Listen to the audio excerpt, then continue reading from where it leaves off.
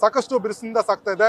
ಈ ಒಂದು ಸಂದರ್ಭದಲ್ಲಿ ಏನು ನಿಖಿಲ್ ಕುಮಾರಸ್ವಾಮಿ ಅವರು ಕೂಡ ರೌಂಡ್ಸ್ ಅನ್ನು ಹಾಕ್ತಿದ್ದಾರೆ. ಇವರು ನಮ್ಮ ಜೊತೆ ಮಾತಾಡಲಿಕ್ಕೆ ಈಗ ನಿಖಿಲ್ ಕುಮಾರಸ್ವಾಮಿ ಅವರು ಇದ್ದಾರೆ. ಸರ್, ಬೆಂಗಳೂರು ಗ್ರಾಮಾಂತರದಲ್ಲಿ ಬಿರುಸಿನ ಮತದಾನ ನಡೀತಾ ಇದೆ, ತಾವು ಕೂಡ ಓಡಾಡ್ತಿದ್ರೆ ಯಾವ ರೀತಿ ಸನ್ನಿವೇಶಗಳಿದೆ ಸರ್? ಈಗಾಗಲೇ ಸಾಕಷ್ಟು ಕಡೆ 30% 40%ವರೆಗೂ ಮತದಾನ ಪ್ರಕ್ರಿಯೆ ಪ್ರಾರಂಭ ಆಗಿದೆ.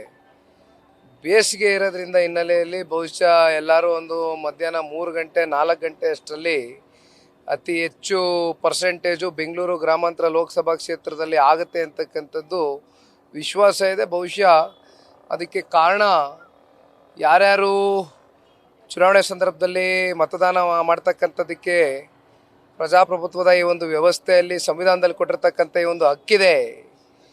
ಬಹುಶಃ ಈ ಬಾರಿ ಜನಗಳು ಒಂದು ಮನಸ್ಸಿನಲ್ಲಿ ಒಂದು ತೀರ್ಮಾನ ಮಾಡ್ಕೊಂಡಿದ್ದಾರೆ ಭಾಳ ಸ್ಪಷ್ಟವಾಗಿ. ಡಾಕ್ಟರ್ CN ಮಂಜುನಾಥ್ರವ್ರ ಪರವಾಗಿ ಪಕ್ಷಾತೀತವಾಗಿ ಇವತ್ತು ಒಂದು ಒಲವು ವ್ಯಕ್ತ ಆಗಿರ್ತಕ್ಕಂಥದ್ದು. ವಿಶೇಷವಾಗಿ ಇವತ್ತು ರಾಮನಗರ ಇರ್ಬೋದು, ಚನ್ನಪಟ್ಟಣ ಇರ್ಬೋದು, ಕುಣಿಗಲ್ಲು, ಮಾಗಡಿ, ಕನಕಪುರ, ಜೊತೆಯಲ್ಲಿ ನಮ್ಮ ಬೆಂಗಳೂರು ಸೌತು, RR ನಗರ, ಆನೇಕಲ್ 8 ವಿಧಾನಸಭಾ ಕ್ಷೇತ್ರದ ವ್ಯಾಪ್ತಿಯಲ್ಲೂ ಕೂಡ ಕಳೆದ ಒಂದೂವರೆ ತಿಂಗಳಿಂದ ನಿರಂತರವಾಗಿ ಏನು ಡಾಕ್ಟರ್ CN ಮಂಜುನಾಥ್ರವರ ಒಂದು ಪ್ರವಾಸ ಇದೆ, ಅವರ ಪರವಾಗಿ ಇವತ್ತು ಒಂದು ಪಕ್ಷಾತೀತವಾದಂಥ ಅಲೆ ಎದ್ದಿದೆ. ಜೊತೆಯಲ್ಲಿ ಜನನೂ ಕೂಡ ಅತಿ ಹೆಚ್ಚು ಪರ್ಸೆಂಟೇಜ್ ಈ ಬಾರಿ ಶ್ರೀ ನರೇಂದ್ರ ಮೋದಿಜಿಯವರ 10 ವರ್ಷದ ಸಾಧನೆಗಳು, ಈ ದೇಶದ ಅಭಿವೃದ್ಧಿಗೆ, ರಕ್ಷಣೆಗೆ ನಿರಂತರವಾಗಿ ಅವರು ಮಾಡಿರ್ತಕ್ಕಂಥ ಒಂದು ಹೋರಾಟ ಖಂಡಿತವಾಗಲೂ ಅವರ ಮೂಲಕ, ಅವರ ನಾಯಕತ್ವದಡಿ ಮಂಜುನಾಥ್ ಅವ್ರಿಗೂ ಕೂಡ ಒಂದು ಪ್ರತಿಫಲ ಸಿಗುತ್ತೆ ಅಂತಕ್ಕಂಥದ್ದು ಒಂದು ವಿಶ್ವಾಸ ಇದೆ. ಕಳೆದ ವಿಧಾನಸಭಾ ಚುನಾವಣೆಯಲ್ಲಿ ಕೂಡ ಗ್ಯಾರಂಟಿ ಕಾರ್ಡ್ಗಳನ್ನು ಕೊಟ್ಟಿದ್ರು, ಅದು ನಿಮ್ಮ ಸೋಲಿಗೆ ಕೂಡ ಕಾರಣ ಆಗಿತ್ತು. ಈ ಬಾರಿ ಕೂಡ ಕಳೆದ 2 ದಿನಗಳಿಂದ ಕೂಡ ಗ್ಯಾರಂಟಿ ಕಾರ್ಡ್ಗಳನ್ನು ಹಂಚ್ತಾ ಇದ್ದಾರೆ. ಇದು ಸಾಕಷ್ಟು ಕೂಡ ಚರ್ಚೆ ಆಗ್ತಾ ಇರುವಂಥದ್ದು. ಈಗ ಏನಾಗುತ್ತೆ, ಕಳೆದ ಬಾರಿ 11 ತಿಂಗಳಿಂದ ನಡೆದಂಥ ವಿಧಾನಸಭಾ ಚುನಾವಣೆ ಸಂದರ್ಭದಲ್ಲಿ 5,000 ರೂಪಾಯಿ ಅಂತ ಟೋಕನ್ ಕಾರ್ಡ್ ಹಂಚಿದ್ರು. ತದನಂತರ ಊರುಗಳಿಗೆ ಸಾಕಷ್ಟು ಬಾರಿ ಇಲ್ಲಿರ್ತಕ್ಕಂಥ ಯಾರೋ ಒಬ್ಬರು ಶಾಸಕರಿದ್ದಾರೆ, ಅವ್ರು ಹೋದಾಗ ಊರಿನ ಅಮಾಯಕ ಮತದಾರರು ಪ್ರಶ್ನೆ ಮಾಡ್ತಾರೆ, ಎಲ್ಲಪ್ಪ ನೀನು ದೊಡ್ಡ ಮನ್ಸ, ಚುನಾವಣೆ ಸಂದರ್ಭದಲ್ಲಿ ಕಾರ್ಡ್ ಕೊಟ್ಟೆ, 5,000 ರೂಪಾಯಿ ಟೋಕನ್ನು, ರೇಷನ್ ಸಿಗ್ತದೆ ಅಂತ ಆಸೆ ಇಡ್ಸೋದು ವಿಡಿಯೋಗಳು ಹರಿದಾಡ್ತಾ ಇದೆ. ಹಲವಾರು ಕಡೆ ಎಲ್ಲ ಹಳ್ಳಿಗಳು ಪ್ರಶ್ನೆ ಮಾಡ್ತಾ ಇದ್ದಾರೆ. ಬಹುಶಃ ಈ ಚುನಾವಣೆಯಲ್ಲಿ ಐಡಿಯಾ ಖಾಲಿ ಆಗ್ತಾ ಇದೆ ಅನಿಸುತ್ತೆ. ಮತ್ತೆ ಅದೇ ಕಾರ್ಡು ಪಾರ್ಟ್ 2 ರಿಪೀಟ್ ಆಗಿದೆ. ಪಾರ್ಟ್ 2 10,000ಕ್ಕೆ ಏರಿಕೆ ಮಾಡ್ಕೊಂಡಿದ್ದಾರೆ ಈ ಸಲ, ಅಷ್ಟೇ ವ್ಯತ್ಯಾಸ. 5,000ನೇ ಕೊಡದೆ ಹೋದ್ಮೇಲೆ 10,000 ರೂಪಾಯಿ ಎಲ್ಲಿ ಕೊಡ್ತಾರೆ ಅನ್ನೋದು ಜನಸಾಮಾನ್ಯರು ಪ್ರಶ್ನೆ ಮಾಡ್ತಾ ಇದ್ದಾರೆ. ಪ್ರತಿದಿನ ಪಾರ್ಟ್ 1 ಪಾರ್ಟ್ 2 ಸಿನಿಮಾ ತೆಗಿಯೋಕ್ಕಾಗೋದಿಲ್ಲ, ತಲೆಯಲ್ಲಿ ಬುದ್ಧಿ ಖಾಲಿ ಆಗೋಗದೆ ಯಾವ ರೀತಿ ಆಮಿಷ ಒಡ್ಬೇಕು ಅಂತ. ಅದೇ ಸೀರೆನೇ, ಅದೇ ಕುಕ್ಕರ್ರೆ, ಅದೇ ತವಾನೆ, ಅದೇ ಮೂಗ್ನತ್ತೆ, ಈ ಆಮೇಲೆ ಅದ್ಯಾವುದು ವಾಚ್ ಬೇರೆ ಕೊಟ್ರಂತೆ, ಎಲ್ಲ ಅದೇ ಹಳೇದೇ ರಿಪೀಟ್ ವರ್ಷನ್, ಹೊಸದೇನಿಲ್ಲ. ಸ್ವಲ್ಪ ಕಾಂಗ್ರೆಸ್ನವ್ರು ಏನಾದ್ರು ಹೊಸದಾಗಿ ಆಲೋಚನೆ ಮಾಡೋದು ಸೂಕ್ತ ಮುಂದಿನ ದಿನಗಳಲ್ಲಿ.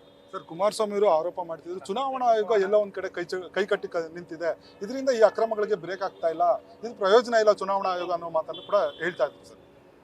ಇದು ಬಹಳ ಸತ್ಯ. ಈ ಪ್ರಜಾಪ್ರಭುತ್ವದ ವ್ಯವಸ್ಥೆಯಲ್ಲಿ ಚುನಾವಣಾ ಆಯೋಗ, ಚುನಾವಣಾ ಅಧಿಕಾರಿಗಳಿಗೆ ಇವತ್ತು ಚುನಾವಣೆ ಪಾರದರ್ಶಕವಾಗಿ ನಡಿಬೇಕು ಅಂತಕ್ಕಂಥದ್ದಕ್ಕೆ ಅವ್ರಿಗೆ ಇವತ್ತು ಏನೊಂದು ಜವಾಬ್ದಾರಿಯನ್ನು ಕೊಟ್ಟಿರ್ತಕ್ಕಂಥದ್ದು. ಚುನಾವಣಾ ಆಯೋಗ ಸಂಪೂರ್ಣವಾಗಿ ಕಳೆದ 2 ತಿಂಗಳಿಂದ ಮೌನವಾಗಿದ್ದಾರೆ, ಮೌನಕ್ಕೆ ಶರಣಾಗಿದ್ದಾರೆ. ಅದಕ್ಕೆ ಕಾರಣ ಏನು ಅಂತಕ್ಕಂಥದ್ದು ಚುನಾವಣಾ ಆಯೋಗ ಉತ್ತರ ಕೊಡಬೇಕಾಗ್ತದೆ.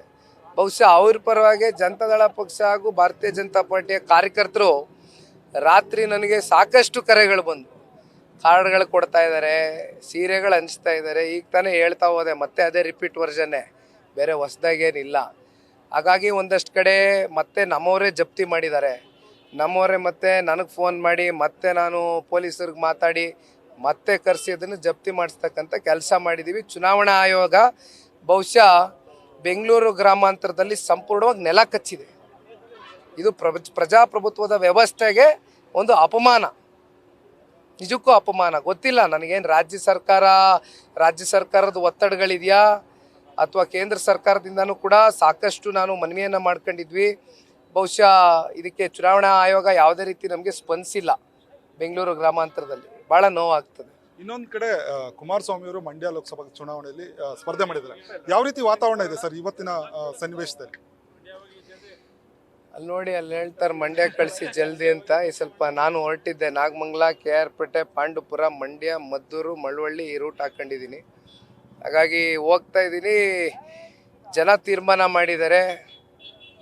ಈ ದೇಶಕ್ಕೆ ಮೋದಿ ಕಾವೇರಿ ತಾಯಿಯ ರಕ್ಷಣೆ ಮಾಡಬೇಕು ಅಂದರೆ ಕಾವೇರಿಯ ಹೊರ ಪುತ್ರ ಕುಮಾರಣ್ಣ ಬರಬೇಕು ಅಂತಕ್ಕಂಥದ್ದು ಭಾಳ ಸ್ಪಷ್ಟವಾಗಿ ಮಂಡ್ಯ ಜಿಲ್ಲೆಯ ಪ್ರಬುದ್ಧ ಮತದಾರ ತಂದೆ ತಾಯಂದಿರುಗಳು ಆಶೀರ್ವಾದ ಮಾಡ್ತಕ್ಕಂಥದ್ರಲ್ಲಿ ಯಾವುದೇ ಸಂಶಯ ಇಲ್ಲ. ಈ ಬಾರಿ JDS BJP ಎಷ್ಟು ಸೀಟ್ಗಳನ್ನ ಈ 14 ಕ್ಷೇತ್ರಗಳಲ್ಲಿ ಗೆಲ್ಬಹುದು ಸರ್?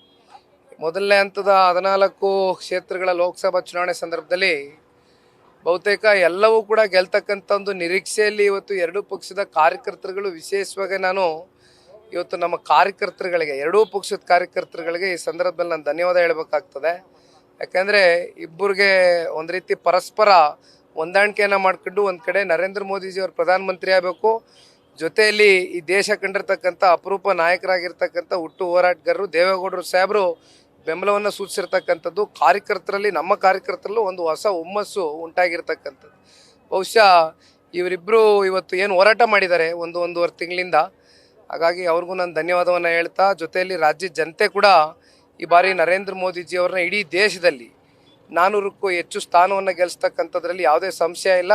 ಇಲ್ಲಿರ್ತಕ್ಕಂಥದ್ದು ಎರಡೇ ಪ್ರಶ್ನೆ, 400ಕ್ಕೂ ಹೆಚ್ಚು ಸ್ಥಾನವನ್ನು ಗೆಲ್ತಕ್ಕಂಥ ಪಕ್ಷದ ಜೊತೆ ರಾಜ್ಯ ಹಾಗೂ ದೇಶದ ಜನ ಇರ್ತಾರ, ಅಥವಾ 40 ಸ್ಥಾನ ಕೂಡ ಮುಟ್ಲಿಕ್ಕೆ ಒದ್ದಾಡ್ತಾ ಇರ್ತಕ್ಕಂಥ ಈ ಕಾಂಗ್ರೆಸ್ ಪಕ್ಷದ ಜೊತೆ ಇರ್ತಾರ ಅಂತಕ್ಕಂಥ ಜನಗಳ ಮುಂದೆನೇ ಜನ ತೀರ್ಮಾನ ತಾತಾರೆ. Thank you. ಇವಿಷ್ಟು ನಿಖಿಲ್ ಕುಮಾರಸ್ವಾಮಿ